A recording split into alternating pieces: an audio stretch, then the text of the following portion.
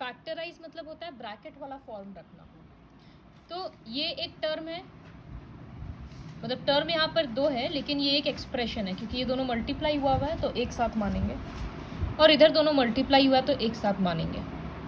दोनों पार्ट में क्या चीज़ कॉमन है? x प्लस वाई कॉमन है दोनों जगह पे, ठीक है। तो दोनों जगह से x प्लस वाई हम कॉमन ले लिए। कॉमन लेने के बाद स्क्वायर ब्रैकेट देना। अब देखेंगे कि फर्स्ट पोर्शन से जब ये हट जाएगा तो क्या बच रहा है? 2x plus 3y।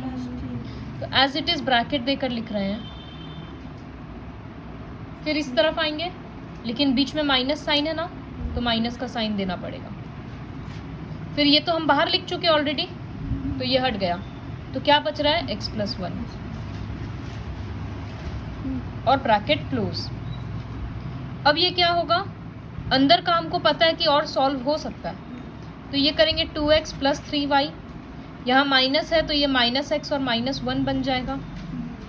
अब इसमें से हमको लाइक टर्म्स को सेपरेट करना है। जैसे यहाँ 2x माइनस x सब्ट्रैक्ट होकर x बच रहा है, 3y के साथ लाइक टर्म नहीं है तो वो प्लस 3y रहेगा, और यहाँ माइनस 1 रह रहा है। नहीं, x y काट नहीं सकते। तो ये हो गया फैक्टराइज। समझ में आया? तो हम लोगों को सबसे पहले जो भी हम लोगों का पोर्शन रहेगा उसमें से देखना है कॉमन क्या रहा है। कॉमन लेने के बाद स्क्वायर ब्रैकेट देना मत भूलना, और बीच में वही साइन लगेगा जो मेरे एक्सप्रेशन में रहेगा।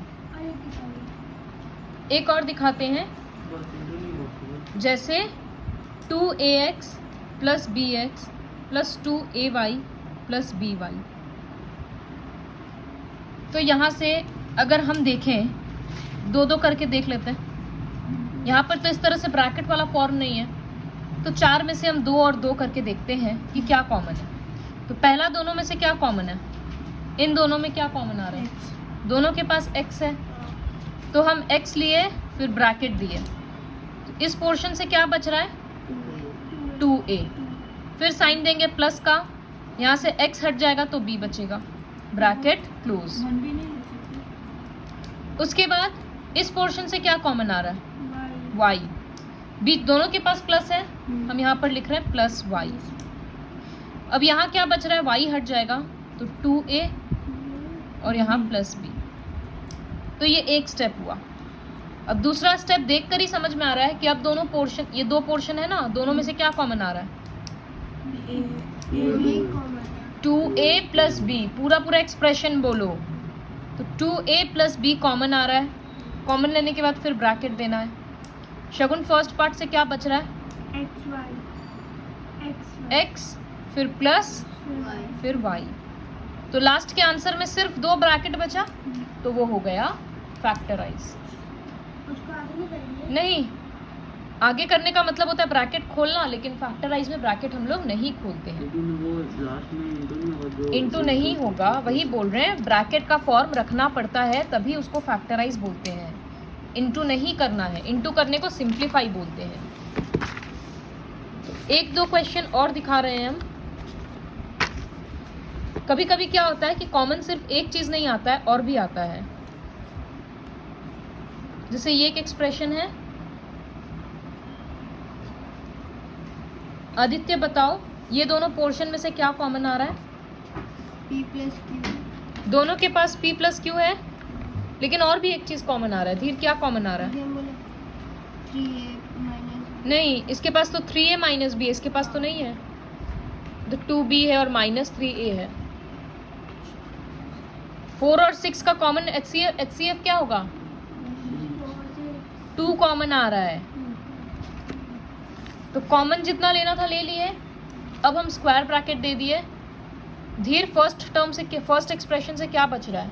तुम इस डायरी में देखो।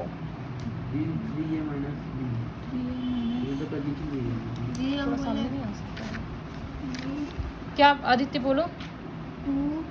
4/2 2 बच रहा है। लेकिन 2 तो ले चुके हैं ना। तो 4 में से सिर्फ 2 लिए ना, तो 4 डिवाइडेड बाई 2 2 बच रहा है ना, और ये वाला ब्रैकेट बच रहा है। Then will give the plus sign. 6 से अभी हम लोग 2 लिए हैं, तो माइनस करके मत देखना, डिवाइड करके देखा जाता है। तो 6/2 3 बच रहा है।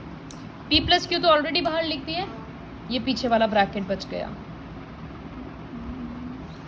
तो कभी कभी क्या होता है, फर्स्ट स्टेप में सिर्फ एक ब्रैकेट कॉमन नहीं आता है, साथ में कोई नंबर भी कॉमन आ सकता है। ध्यान से कॉमन लेने वाला देखना है। अब बाहर में एज इट इज रखेंगे, अंदर में जब शगुन यहाँ ब्रैकेट ओपन करेंगे तो ये क्या बनेगा? 6a minus 2 दोनों के साथ मल्टीप्लाई हो गया। इसमें इतना टाइम क्यों लग रहा है? सुहानी इधर क्या बनेगा?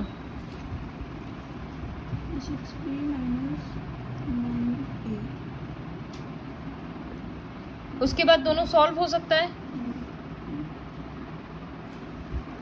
6a है और 9a है, सब्ट्रैक्ट होके 3a, 9 बड़ा है तो माइनस का साइन रहेगा। यहाँ 6b और 2, 6 और 2 सब्ट्रैक्ट होके 4 हो गया, 6 बड़ा है इसलिए प्लस का साइन रहेगा। तो लास्ट में आ गया इस तरह से, तो ये हो गया फैक्टराइज। एक और क्वेश्चन दिखाएंगे, ये लास्ट रहेगा। थोड़ा प्रेजेंस ऑफ माइंड रखना। बताओ धीर, पहला दोनों में से, ज़रूरी नहीं है हर बार पहला ही दोनों लिखना पड़ता है। अगर इन दोनों में से कुछ कॉमन नहीं आता तो हो सकता है हम लोग इसको इधर लिखकर इसको पीछे भेज देते हैं, रीअरेंज भी कर सकते हैं। तो धीर बताओ, इन दोनों में से पहले कुछ कॉमन लेने का ट्राई करते हैं।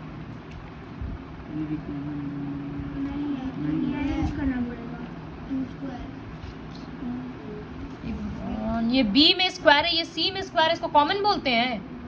यहाँ 2b है और यहाँ 1b है, तो पता नहीं है 1b ले सकते हैं,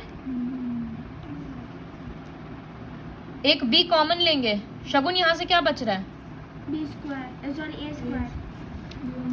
यहाँ a है 2, तो कैसे a में स्क्वायर लगा देंगे? सिंपल सा कंसेप्ट है, a बच रहा है, b स्क्वायर मतलब 2b है, हम एक b बाहर लिख दिए तो यहाँ b बचेगा। तुमको पता नहीं स्क्वायर मतलब 2b, तो एक बाहर आ गया तो अंदर में एक बचेगा। आदित्य पीछे से क्या बच रहा है? ये 2 कॉमन लेकर लिख दिए तो ब्रैकेट क्लोज। धीर यहाँ से क्या कॉमन आ रहा है?